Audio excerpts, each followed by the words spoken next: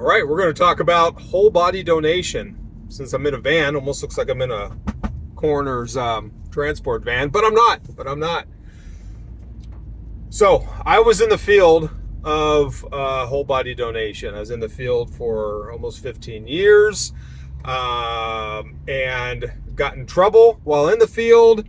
And for some reason, cases keep popping up where people keep getting in trouble. And I'm the person people either contact or I offer to talk to people about the whole body donation business. And so I'm still not out of it. So just background for me, I started off as being a coroner's reserve, so I learned about autopsy procedures and the functions of a county medical examiner's office. That got me into a job at a medical school running their whole body donation program. So I can cut this light off a little bit, probably not. That led to me being introduced to the body parts business because of a lot of other universities that got into buying and selling body parts for research and education. I worked at a coroner's office. I worked doing private autopsies with physicians. I got into research tissue like brain banks and ended my business or my time recovering transplant tissue, bone, skin, tendon, stuff like that.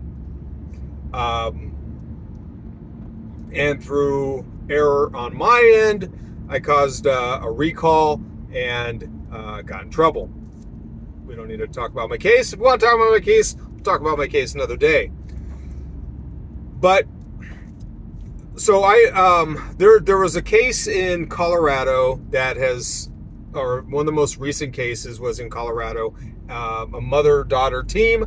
They had a funeral home and they were stealing bodies, chopping them up and selling them to other organizations. New text message from So on this video, I just wanted to talk about what is whole body donation, or when you donate your body to science. So there's a few terms for it. There's whole body donation, anatomical gift. So there's anatomical gift programs, there's willed body programs. And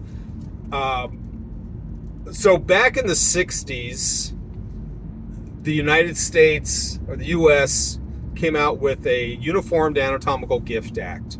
And that allowed people to donate their body to science after death, obviously. And it gave a way for medical universities to solicit donations, and they could supply their own program with donors that would serve as cadavers for their for the teaching of gross anatomy. And because if you go into the history of medical schools or teaching gross anatomy, there was a lot of grave robbing. There was there was a lot of grave robbing. And so the way people got dead bodies was a lot of times was very, very unethical.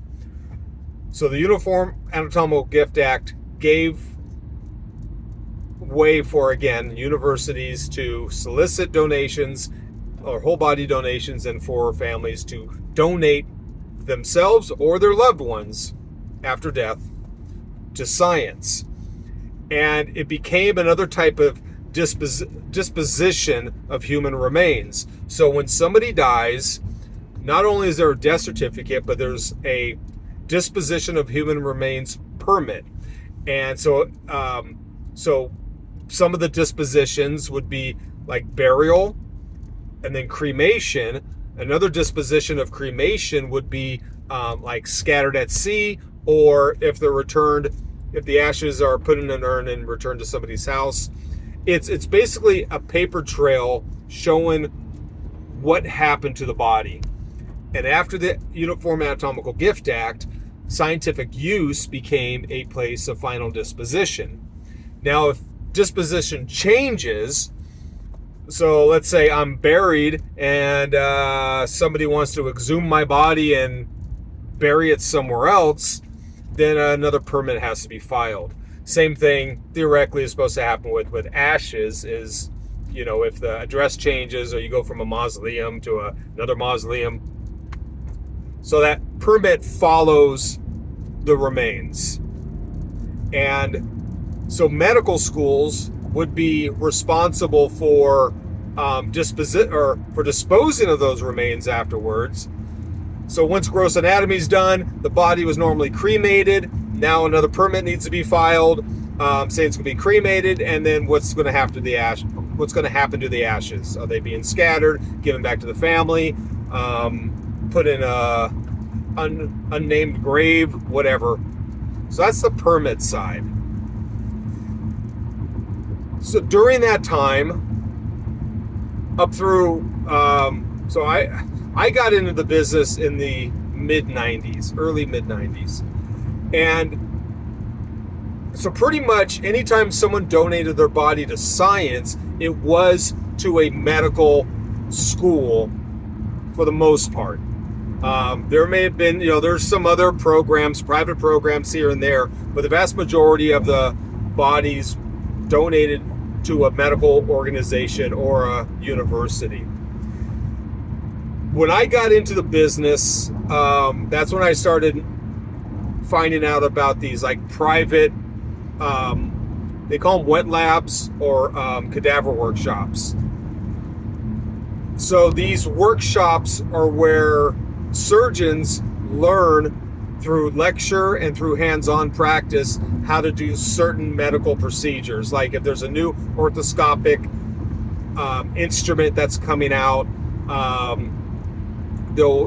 that company will hold a workshop or a lecture on how to use that instrumentation, and they're going to need specimens for that workshop. They don't need the whole body, they only need that part. So I think what used to happen before is if there was a new medical procedure, they would invite surgeons while operating in the operating room to view and to assist. When I got into the body parts business, it was already in the workshop phase, and a lot of these workshops or wet labs were held like places like Las Vegas or Orlando, Florida, whatever, places that people like to go vacation to, and where there's like convention halls and stuff. So now, I would say half, if not more than half, of all bodies donated to science are going to private donor or donation programs for those types of workshops. Under half are being used at the medical schools for the teaching of gross anatomy. So there's really no money to be made by the university for that donation, but privately there's millions of dollars to be made off of that same donation used by a private company, and I'll do a video on that. But so how does a person donate their body to science? There's a few ways. So most medical schools or even private places now, you can pre-register, and what you do is you will your body to that institution after death, and they are not obligated to take it, because let's say you donate your body to a Southern California medical school, but you die in Wisconsin, they're not going to pay for that transportation from Wisconsin to the medical school. So there are conditions and limitations and stuff like that, but they will tell you all that. Some of the private places will fly your body out because they're going to make more money off of your body than what it costs for them to fly you back out. And then, so you can do it that way. Or if you've already died, your legal next of kin can donate your body to a medical school or a private place. There may be some regulations on what state you die in or what state you're donated to, but for the most part, you can donate a loved one's body, or as long as you're legal next of kin, to science. And the benefit to donating to science is purely financial on both ends. So for the donor, for the person who's going to be passing away or has passed away, or for the family, the medical institution or private organization, they all, for the most part, pay for the cremation of the body. So I think the average burial in the United States is over $8,000, and the average cremation, I believe, is around $2,000. Now, there's some that are less, obviously some are more, average. So that's a big selling point for the whole body donation, because before, if you didn't have money, when you found out about a medical school accepting donations, it was kind of a relief for the family. And they thought, or, the thinking is that something good's going to happen with that donation. People are going to learn from it. Now it's become a selling point. So families are told that they're going to be saving, mankind, and the advancement of medical research is going to go. The sky's the limit from your 98-year-old bedridden mother donation. And by the way, we're going to give you a free cremation out of it. So those are ways you can donate. You can pre-register, or you can just let your family know, or your legal next of kin can donate your body. And once it's donated, there's really nothing you can do about it. Your body is not property in the same way as like a car would be. A car has property value. Since it's a human body, they've deemed it not valuable. So you can't create. It's weird because you're not supposed to create value from it. So in the Uniform Anatomical Gift Act, they make it unlawful to buy, sell, or make monetary gains or offer monetary gains for a donation. But what you can charge for or obtain is compensation for your work. So like transportation of the body, cremation, later on, whatever, embalming, if that's what you did. So whatever costs you occurred while taking that donation, if you sold that body to another institution, you're allowed to recoup that cost. But so something that like bodies used to cost us from other universities, if we had to fulfill our needs, a body would be at the most $1,000. It was around $600. And that's kind of reasonable because it costs money to transport. It costs money for the embalming, the person's time. So you can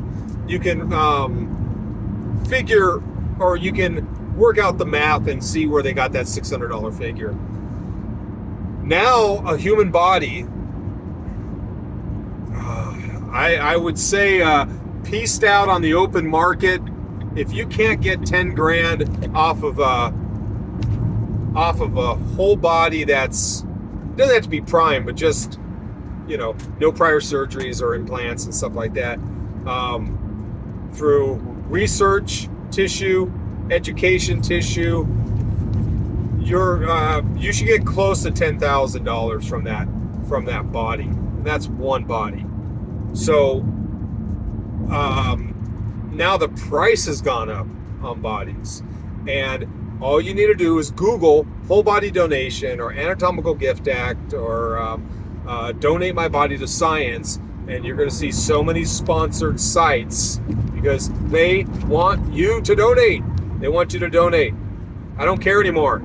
You do what you want, but they want you to donate. So that is what whole body donation is, or an anatomical gift. You are gifting your body or your loved one's body after death to a medical institution or a medical organization, and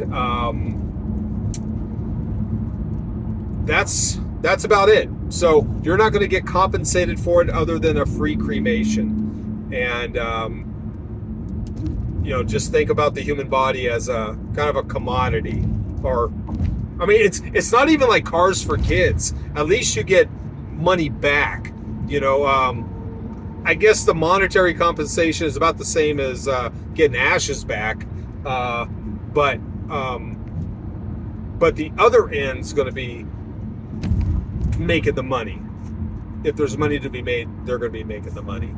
So that's it. Let me know if you have any questions. These videos are to the reporters and journalists and media that have been contacting me, so now I can just start sending these videos. But if you're a Joe Public out there and you have questions about it, let me know. I think people have the right to donate their body to science, but I think you should be informed as well. And don't believe everything you read on any website. And I'd be happy to give my opinion on this stuff, and it's just my opinion. All right.